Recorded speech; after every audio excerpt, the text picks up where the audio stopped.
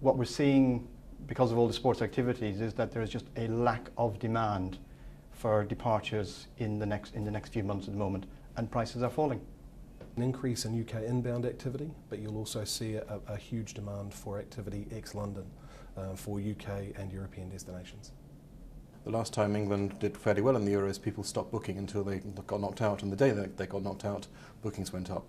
It's having a very positive effect. Summer is strong. Our observation is that the overseas market will be late as consumers delay their purchasing decision. Well, June bookings are very good, July bookings are good. Clearly some people are going away, so we just see it as actually good news.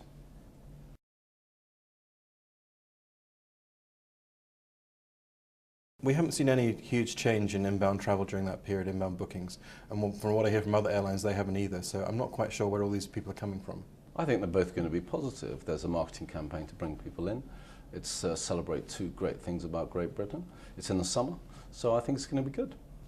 Well, I think the Olympics, and combined with Europe in crisis, is actually stopping a lot of Americans coming to Europe to cruise, which again is reducing the demand for cruise and again pushing prices down.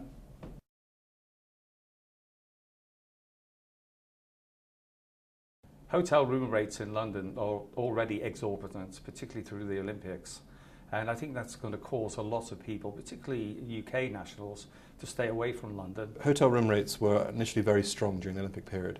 They've come down a little. They're still above average, as you would expect, but I don't expect the kind of the gouging rates or the levels that people thought they may be able to get away with are going to happen. Logic dictates they'll be higher. I should imagine when they first went on sale they were very high, probably evened out, but they'll go up again nearer the Olympics. Now that LOCOG have released their allocation back into the market, there is capacity in London, and there will be a chance for hoteliers to build price between now and the start of the Olympic Games.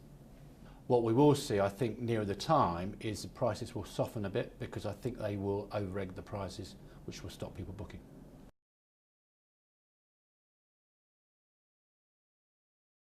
No, I would say that there's been a huge demand in people wanting to exit the southeast during the course of the Olympics for another destination. Absolutely. Definitely. People will stay at home. They'll want to be close to their families. They'll want to be close to the celebrations. No, I don't think that makes any difference, frankly. They can watch it on TV. We're already seeing record June and July bookings, so no. Yes, and we expect people to delay because there's that many deals coming out at the moment that they will just stay and wait for the deal.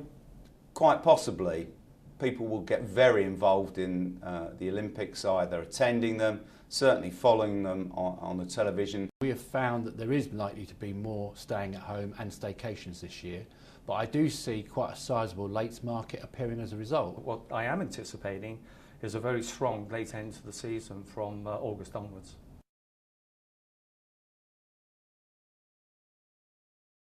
There are hotel rooms empty abroad, there are aircraft seats on outbound in particular that will need to be filled, and therefore I can see discounts applying.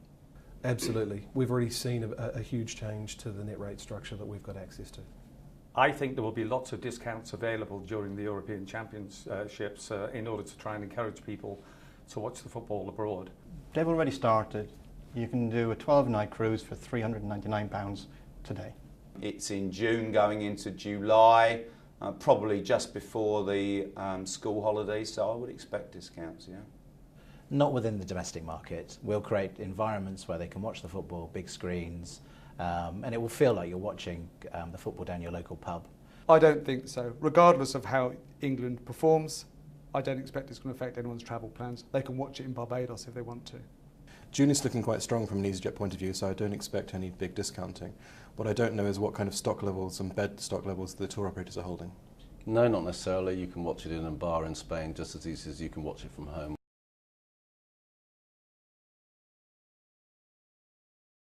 Sports tourism, I think, is becoming incredibly popular now. I think if you look at all the world events that we have, they're attracting lots and lots of consumers that want to go for the sporting event itself.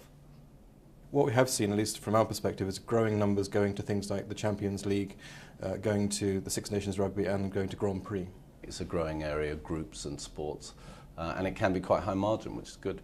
We've seen an increase in smaller groups to the likes of rugby fixtures, but we've also seen an enormous amount of activity for festival-based and even last year we put our own chartered trains on for Glastonbury. I think particularly within the family market, so if you take young children on football tours, cricket tours, it's a massive growth area. People are very happy to invest in their child's future and compromise on their own holiday. I think it is a growing sector, but it doesn't really affect us in luxury travel. Our clients usually spend about £4,000 per person on holiday, and sports tourism to the Caribbean is more often lads on tour.